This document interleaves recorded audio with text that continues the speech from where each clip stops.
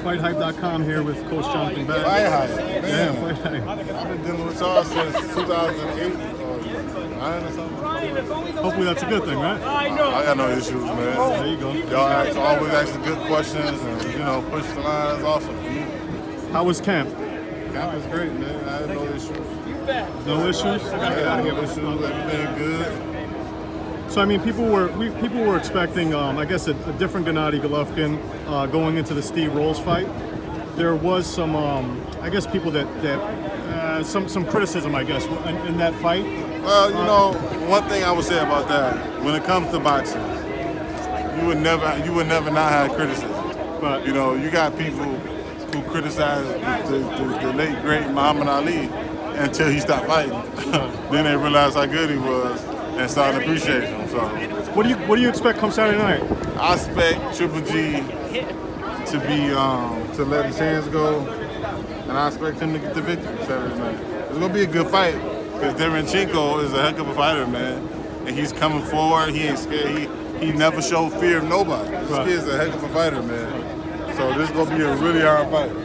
I did have a question. There's some heavyweight news going on. The president of Mexico said that that he would allow Andy Ruiz to fight on the Mexican Olympic team. What are your thoughts on that? Professionals fighting in the Olympic ranks. That's kind of difficult, man. Most Olympic athletes, only reason they're not professional is because they don't call themselves professional. If you got over 100 fights as an amateur, you're a professional amateur. Right. You know what I'm saying? But in every other sport, they have professionals in the Olympics except boxing.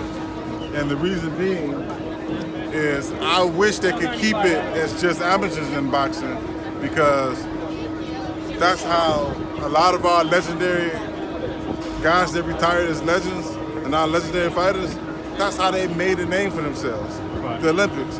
You got a guy who was eating out the trash can with an Olympic gold medal around his neck.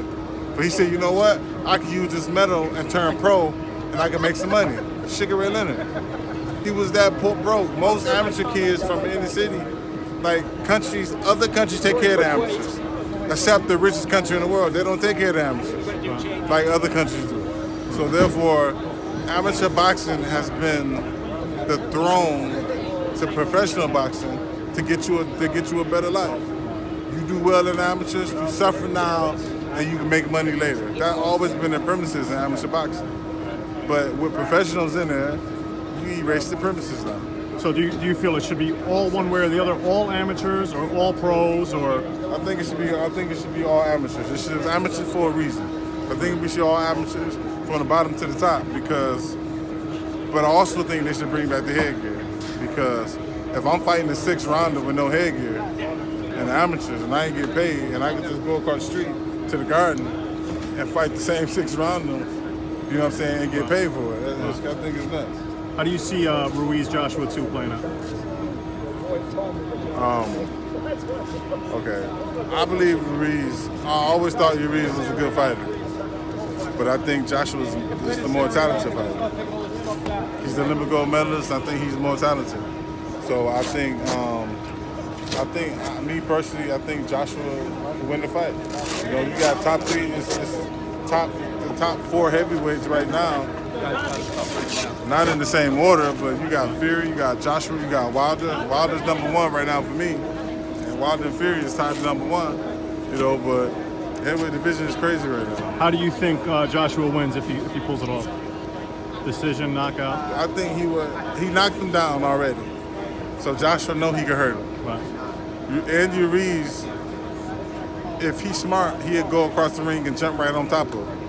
But if Joshua was smart, he'd keep his distance, box him in circles for 2 rounds, then knock him out in the 3rd round. There you go. Because he can't, you got a guy with short arms. He can't get past his jab.